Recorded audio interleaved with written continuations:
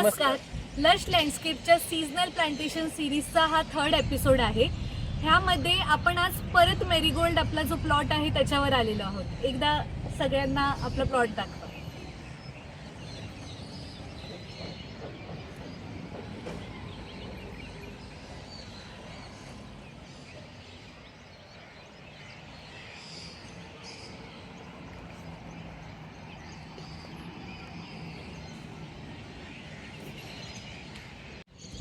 तुम्ही बघितलं प्लॉट किती सुंदर दिसतोय.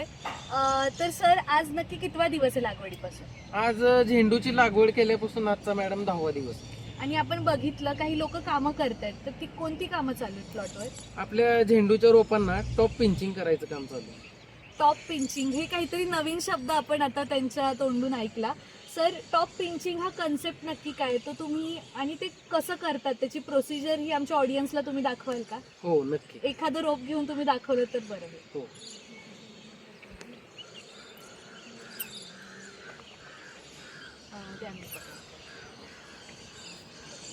तर ही आहे फ्लोरा क्रीपर. याच्या साह्याने आपण टॉप पिंचिंग करू. खालून 2 असे इंटरनोड सोडायचे आणि वर असे कट मारायचे हलकासा असं. हे नक्की किती इंचाचं झाड झालं असेल तरी अंदाजे? आता एक 7 ते 8 इंचावरती हे झाड आहे.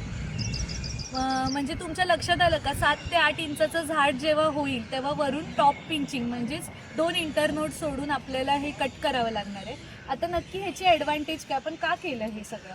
टॉप पिंचिंग आपण ज्या वेळेस करतो त्यावेळेस रोप हे नक्कीच आपलं डेरेदार बनतं.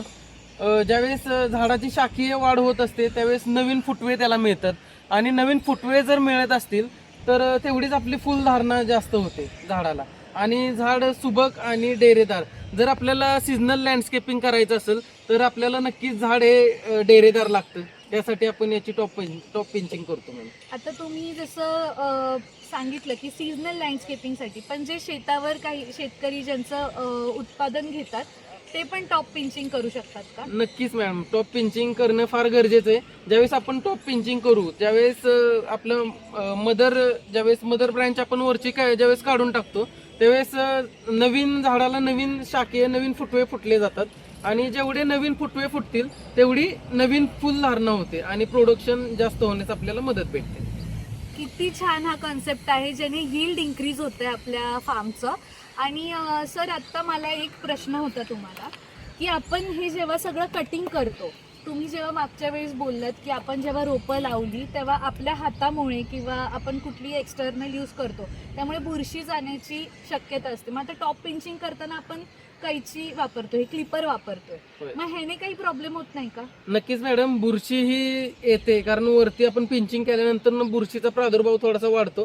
त्यासाठी आपण सेपरेट त्यासाठी डोस घेतो. स्ट्रेप्टोसायक्लिन नावाचं एक बुरशीनाशक आपण त्यासाठी वापरतो. अच्छा, मग ह्याची आपण फवारणी घेणार का? फवारणी किती दिवसांनी कटिंग झाल्यानंतर? कटिंग झाल्यानंतर 1 दिवसांनी घेतली तरी चालेल. ओके.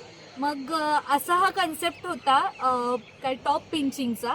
तर तुम्ही अख्ख्या फार्मवर बघू शकता की हेच काम चालू आहे. आपण पुढच्या व्हिडिओजमध्ये आपण तुम्हाला दाखवू की नक्की सगळी लोक किती एकत्रितपणे हे सगळं काम चालू आहे. अख्खा 50,000 झेंडूचं हे आजच्या दिवसात तुम्ही कव्हर 1 दिवसात कव्हर करणं. किती मस्त.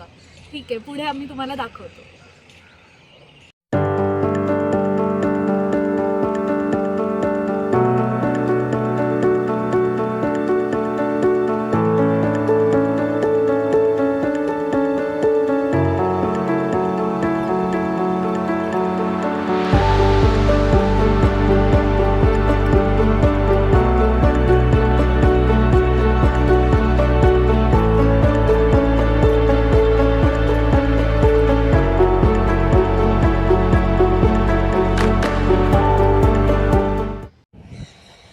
बघितलं कसे कसे आपल्या प्लॉटवर कामं चालू आहेत टॉप पिंचिंगची, आणि ही कामं कंटिन्यू चालूच राहणार आहे. यापुढे सुद्धा आपले व्हिडिओ असेच येतील. त्यामध्ये काही ड्रिंचिंग असतील, काही स्प्रे असतील, नवीन फुलधारणा होण्यासाठी काही नवीन नवीन स्प्रे आहेत, नवीन फर्टिलायझर ॲप्लिकेशन आपण कसे कसे देतो त्या संदर्भात सुद्धा व्हिडिओ आपण प्रसारित करणार आहोत. तर ह्या आमच्या व्हिडिओशी संलग्न राहण्यासाठी तुम्ही आमचे व्हिडिओ बघतच आहात, आम्ही ते बघतोच आहे. तुम्ही कमेंट खूप सारे केले आहेत, त्याची उत्तरं पण आम्ही तुम्हाला दिली आहेत. तुमचा साथ आम्हाला खूप मिळतो आहे, त्यासाठी खूप खूप धन्यवाद. आणि आपले व्हिडिओ आवडत असल्यास लाईक करा, सबस्क्राईब करा आणि शेअर करा. आणि बेल आयकॉन दाबायला विसरू नका, म्हणजे नवीन येणाऱ्या व्हिडिओची अपडेट तुम्ही राहाल. धन्यवाद. धन्यवाद.